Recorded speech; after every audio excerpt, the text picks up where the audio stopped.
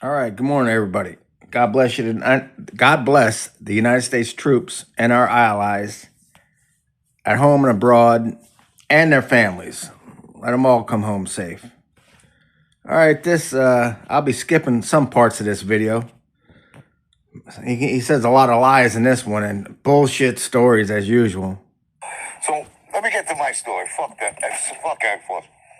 So what I'm trying to say is You know, all right, these guys took me from Long Island to the city, put a roof over my head. I worked the club for them in West Babylon on the weekends. sure you did. And then during the week, after I got done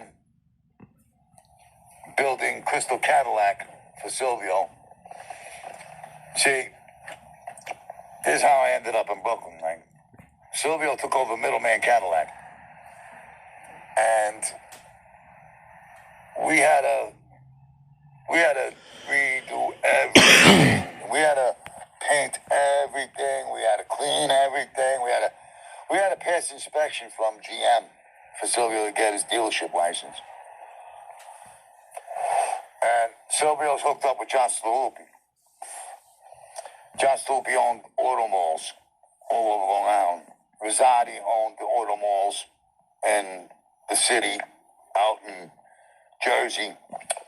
So Now, I know somebody that knows John Staluppi, and Pizza doesn't know him. I'll just say that. John Rosati and John Stowee, they were the auto kings. And I grew up around John Stowee. Yeah, in the same area. You didn't know him. Before I knew Silvio. So. And I knew Francis before I knew Silvio. I knew it. Before I knew Silvio. I knew Michael Francis before I knew Silvio. In reality, you don't know any of them. Sonny Francis at the same time. Now, there was a guy that interviewed Francis, and Francis goes, I never heard of him, never knew of him until this YouTube came on. And that was before the Vlad TV thing. Okay. So, Silvio takes over Middleman Cadillac. And I'm working for him in Shalimar on the weekends. Sure you are. And he comes to me and says, he came to me and Peter. Grab some guys, come out to Brooklyn, we need your help.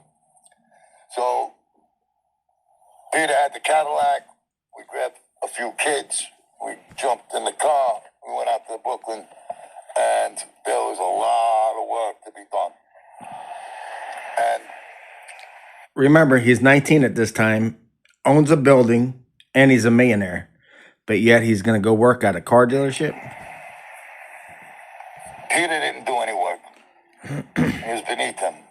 He just stood around and talked. So, Silvio and Frankie kicked Peter to the curb. They ain't going to pay him for just driving us back and forth. And when they kicked Peter to the curb, Peter was my best friend.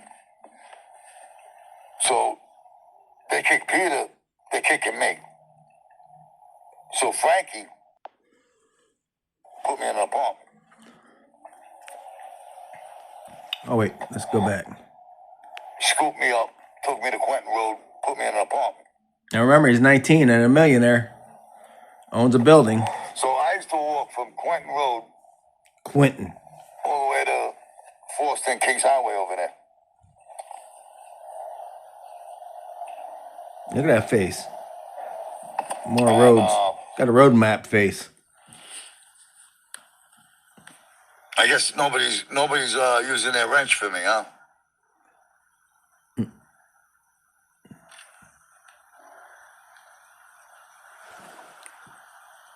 Let's speed this up here.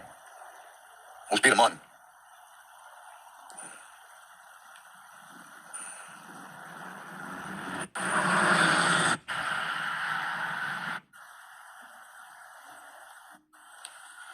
Oh man, this guy's. Get back to your stowee. Peter Martin, what's you? Fake Viper in the chat. Huh, Viper. I don't know which one's which.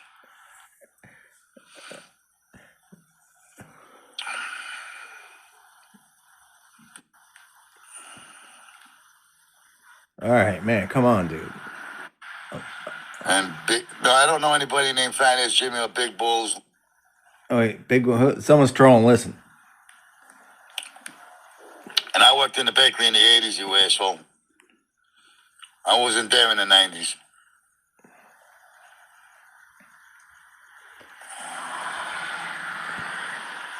So. There you go. Back to your stowee. What Frankie did was he put me in an apartment and kept me in Brooklyn. And they chased Peter. And they separated me from Peter Pasta. I became a tug-of-war rope between Frankie and Peter. Peter wanted me in Long Island. He's double stroking a dude. See, that's the old days. I only got to go to Long Island. He's jacking some guy off. There's a guy on each side. Come on, guys, slow down. On Friday and Saturday, war rope between Frankie and Peter. Peter wanted me in Long Island. Oh, that's going to be a long fucking video. I only got to go to Long Island on Friday and Saturday. They're literally fighting over a bum. As a bouncer with Frankie.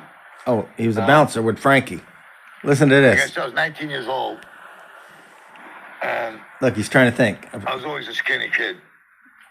Look, think, looking up, thinking. In order for me to be a part of the wrecking crew, wrecking crew, take steroids and get bigger.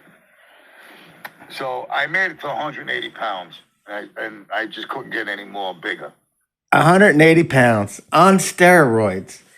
Even the fucking weakest fucking guy who I mean, you take a steroid, you blow up like a fucking tick. And this fucking guy can only get to 180 pounds. And we know it's a fake story because the motherfucker was never working in a bar, never was a bouncer, and never took steroids. But this is how stupid the story is. And they let me be part of the security, part of the bouncing crew.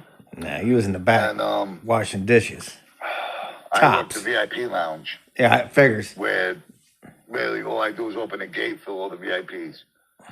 I wasn't allowed to really get involved in any of the fights because I was underage. You know, the club was 23 and over.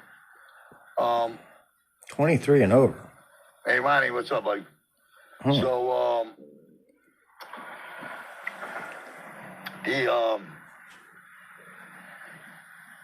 this story's full of holes. Thing that sounds like bullshit. This is where my life got fucked up. Frankie would send me out to collect the money from all the Joker pokers, vending machines, and whatever with Barry the Jew during the week. And this is after I was done remodeling, redoing, revamping Crystal Cadillac for Silvio. Sure. Now, while I was doing the work for Silvio, they were promising me a spot there while I was working. Now remember, he owned a building and he was a millionaire. I keep got to work here. We're gonna give you a spot. You're gonna sell cars. You're gonna make money. Imagine him being a car salesman. Yeah, okay. I'm 19 years old from Long Island.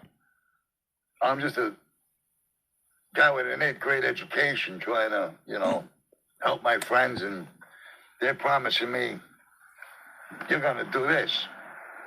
And I'm like, wow, I can't wait.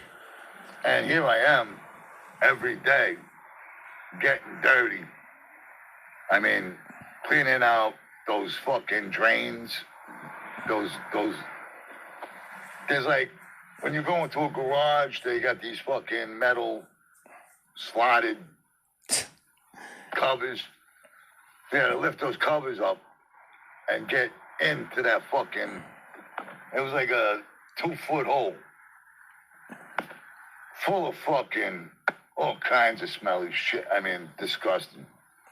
Make a horse choke. And, I put my boots on and got in there and fucking shoveled all that shit out. And then, you got to shovel it out, you got to put it in bags, in a wheelbarrow, wheel it out the, you know what I mean? And, There was a lot. I mean, Crystal Cadillac's a big place.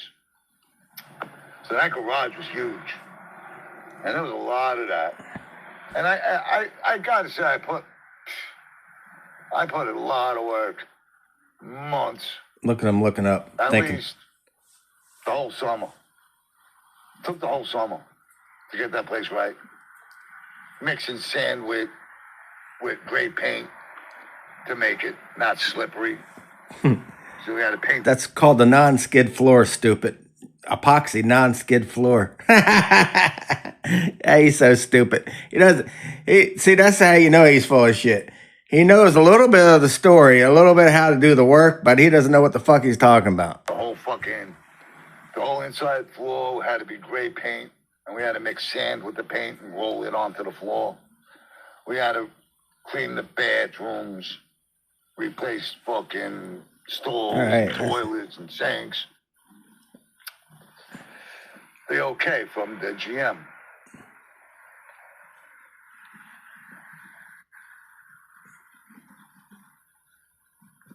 Who's baby's mama? So, I don't know, Cindy. Cindy Muscle? So, when it got all said and done, Listen to this And- sucker. we went, we went to Jersey, and we bought the first Cadillac Alante. Oh boy. Gotta skip It was some put parts. together in Canada, $1,000. And we drove the first two. And actually, me and Frank were in one, Silvio and Gary were in the other one. So we picked up our first load of Cadillacs in New Jersey. We took a school bus, the whole crew of guys, and everybody drove a new Cadillac to the dealership to open up. And we were non-union. And I remember I went back to the apartment and got dressed in a suit. And I showed up at the dealership for the opening day in a suit and tie. And they looked at me like I was nuts. And I looked at them like, what's up? You know, like, who's going to show me how to sell cars? And, you know, they send some flunky to come and tell me, like, you ain't got a job. You ain't got a job. You promised me a job. Sylvia was hiding. I fucking snapped. They didn't have the balls to tell me. They sent a flunky. Snapped.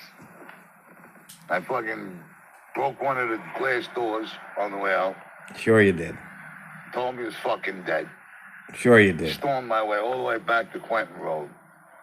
Kicked the fuck. I didn't open it. I kicked the door in. Now he's insinuating these are mobsters he's talking about. And he's threatening to kill him. He's just a fucking homeless fuck. Frankie comes on. What the fuck? What the fuck? I said, your brother fucked me.